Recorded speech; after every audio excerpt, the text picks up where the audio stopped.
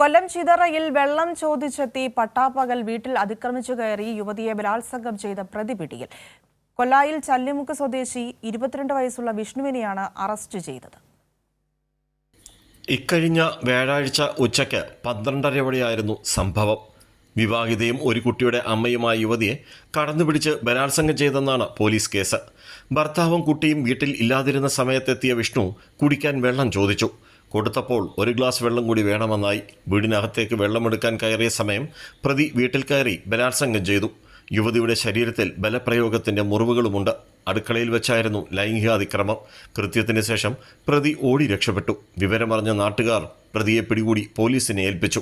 ഏറെ നേരത്തെ നിരീക്ഷണത്തിന് ശേഷമാണ് പ്രതി വീട്ടിലെത്തിയതെന്ന് പോലീസ് പറയുന്നു. അയൽപ്പക്കത്ത് വീടുകൾ ഇല്ലാത്തതിനാൽ യുവതിയുടെ നിലവിളി ആരും കേട്ടില്ല. ഭർത്താവിനെ ഫോണിൽ വിളിച്ച് അറിയിച്ച പോലീസിൽ പരാതി നൽകി. ലഹരിക്ക് അടിമയും നിരവധി കേസിലെ പ്രതിയുമാണ് പിടിയിലായ വിഷ്ണു. കടക്കൽ കോടതിയിൽ ഹാജരാക്കിയ പ്രതിയെ റിമാൻഡ് ചെയ്തു.